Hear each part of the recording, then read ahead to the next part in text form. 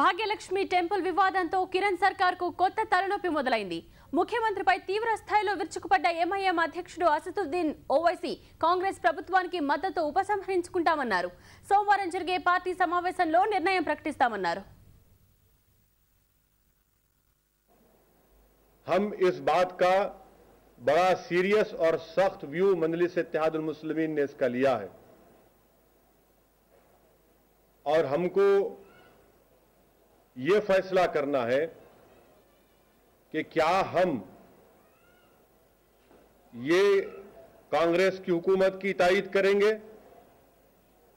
और फिर अगर हम ये फैसला हमको जो भी करना है, जाहिर है इस फैसले के साथ हमको ये भी फैसला करना पड़ेगा कि क्या हम मरकज में डॉक्टर मनमोहन सिंह की ज़ेर क़यादत हुकूमत की भी तायीद करेंगे या नहीं करेंगे। मैं कल सुबह में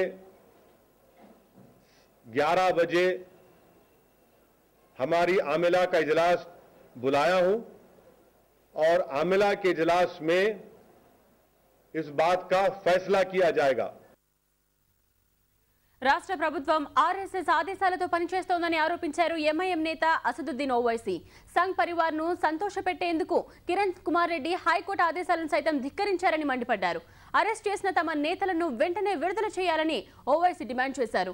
పోలీసులు దొంగల్లా వ్యవహరిస్తున్నారని ఆరోపించారు. ఆయన కోర్టు ఆదేశాలకు వ్యతిరేకంగా చార్మినార్ ను టార్పాలిన్ కవర్ చేయడాన్ని తప్పుపట్టారు. తమ పోరాటం చారిత్రక వారసత్వ సంపదను కాపాడేందుకే అన్నారు ఓవైసీ. मैं लास्ट पिछले प्रेस कॉन्फ्रेंस में आपसे कहा कि ये हिंदू मुस्लिम का झगड़ा नहीं है। हम ये ऐसा हेरिटेज है जिसको तमाम को उसकी हिफाजत करना है, चाहे वो किसी मजहब का हो। हेरिटेज तबाह हो रहा है वहां पर। तो सबिता इंद्र रेड्डी मुझसे कहा कि मैं आपसे बात इसलिए कर रही हूं, आपकी बात सुन ली, हम नहीं करेंगे कुछ भी। मैं उनसे कहा देखिए मत करिए ऐसी हरकत, आप कोर्ट को जाने दीजिए, कोर्ट का जो फैसला होगा हम भी वहां पर जाएंगे। मगर आज सुबह में चोरों की तरह और एक बुज़दिलाना सबूत दिया किरण कुमार रेड्डी ने। पूरी नाकाबंदी करके हजारों पुलिस वालों को गुलजार हाउस के पास, पंचमहला के पास और आपके सरदार महल के पास जमा करके सुबह 6:30 बजे तेजी के साथ कोर्ट के आर्डर की खिलाफ वर्जी करके वहां पर टारपोलिन डाल दिया गया।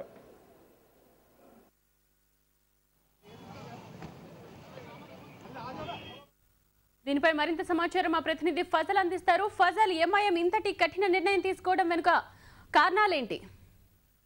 అంటే కేంద్ర ప్రభుత్వం ఈ రోజు నవంబర్ 11వ తేదీని మైనార్టీ డేగా ప్రకటించింది. ఈ మైనార్టీ డే రోజు కిరణ్ సర్కార్ ముస్లింలకు ఇచ్చిన గిఫ్ట్ గా తాము భావిస్తున్నామని ఈ కిరణ్ ప్రభుత్వం స్పందించారు. స్పష్టంగా ఉన్నప్పటికీ నిన్న వీళ్ళకి మజ్లిస్ వాళ్ళకి పోలీస్ కమిషనర్ అలాగే జిహెచ్ఎంసీ కమిషనర్ కలెక్టర్ హామీ ఇచ్చినప్పటికీ ఉదయం తెల్లవారుజామున 6:30 ప్రాంతంలో మొత్తం పోలీసు నిఘా పెట్టి ఈ మందిర్ పై టార్వల్ వేశారని ఆయన ఆరోపిస్తున్నారు. అయితే ఈ సంఘటన ఈ ముస్లింలకు డిసెంబర్ 6 బాబ్రీ మసీద్ సంఘటనను గుర్తుకు తెచ్చింది. ఇది ప్రారంభం మాత్రమే, దీనిపై తేల్చుకుంటామని ఆయన చాలా సీరియస్ గా ముఖ్యమంత్రిపై ఘాటుగా స్పందించారు.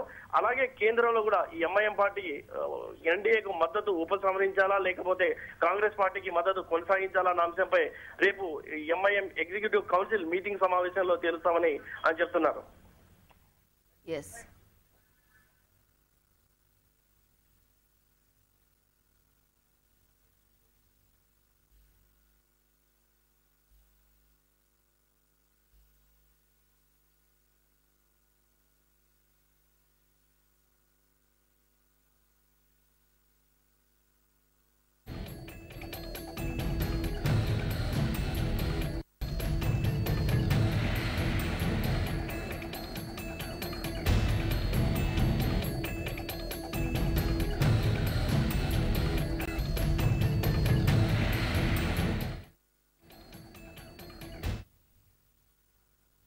దీనిపై మా ఇన్పుట్ ఎడిటర్ మురళీకృష్ణ మరింత సమాచారం అందిస్తారు. మురళీకృష్ణ, ఎంఐఎం మద్దతు ఉపసంహరించుకుంటే కాంగ్రెస్ సర్కార్కి ఎటువంటి ఇబ్బందులు ఎదురవుతాయి? ప్రస్తుతానికి ఇమీడియట్ గా కాంగ్రెస్ ప్రభుత్వానికి వచ్చిన నష్టమే లేదు. ఎందుకంటే డిసెంబర్ 5, 2011లో ప్రభుత్వం ఒక నో కాన్ఫిడెన్స్ మోషన్ ఎదుర్కొంది. చంద్రబాబు నాయుడు హయాంలో ప్రవేశపెట్టినటువంటి ఆ నో కాన్ఫిడెన్స్ మోషన్ సందర్భంగా కాంగ్రెస్ పార్టీ తన స్ట్రెంగ్త్ ని ఆ రోజు క్లియర్ గా చూపించుకోగలిగింది. మ్యాజిక్ ఫిగర్ 148 అయితే ఆ రోజు అసెంబ్లీలో పీఆర్పీ కూడా కాంగ్రెస్ లో మెర్జ్ అయింది కాబట్టి తన స్ట్రెంగ్త్ 153 ఉంది. మ్యాజిక్ ఫిగర్ 148 కంటే కూడా అదనంగా మరొక 5 స్థానాల్లో కాంగ్రెస్ పార్టీ ఉండగలిగినటువంటి పరిస్థితి. కాబట్టి ఆ రోజు ఎంఐఎం కాంగ్రెస్ ప్రభుత్వానికి అనుకూలంగా నో కాన్ఫిడెన్స్ కి వ్యతిరేకంగా ఓటేసినటువంటి పరిస్థితి. తన పక్షాన ఉన్నటువంటి 7 ఎమ్మెల్యేలు కూడా కాంగ్రెస్ పార్టీకి అనుకూలంగానే ఎంఐఎం వైఖరి ప్రదర్శించి ప్రభుత్వానికి అనుకూలంగా నిలిచినటువంటి పరిస్థితి. రేపు ఒకవేళ ఎంఐఎం చాలా కీలకమైన నిర్ణయం. ఈ రోజు కిరణ్ కుమార్ రెడ్డి ప్రభుత్వాన్ని తీవ్రంగా అభిశంసిస్తూ సంఘ పరివారికి అనుకూలంగా కిరణ్ కుమార్ రెడ్డి ప్రవర్తిస్తున్నారనేటువంటి ఆరోపణ మీద ఆరోపణలు చేస్తున్నటువంటి ఎంఐఎం రేపు కీలక నిర్ణయం తీసుకున్నప్పటికీ కూడా తనకున్నటువంటి 7 ఎమ్మెల్యేల మద్దతుని ప్రభుత్వానికి ఉపసంహరించుకున్నప్పటికీ కూడా తక్షణ ప్రభుత్వానికి వచ్చినటువంటి నష్టమేమీ లేకపోయినప్పటికీ కూడా రాజకీయంగా కాంగ్రెస్ పార్టీకి ఒక పెద్ద సెట్ బ్యాక్ ఇవ్వచ్చు. ఎందుకంటే మొదటి నుంచి కూడా కాంగ్రెస్ కి ఎంఐఎం కి రాష్ట్రంలో ఉన్నటువంటి సన్నిహిత సంబంధాలు బీజేపీని వ్యతిరేకిస్తూ అప్పుడు బీజేపీ ప్రభుత్వంతో కలిసి చేయలేనటువంటి టీడీపీని వ్యతిరేకిస్తున్నటువంటి ఎంఐఎం మొదటి నుంచి కూడా కాంగ్రెస్ కి కొంత సానుకూలతనే ప్రదర్శిస్తూ వచ్చింది.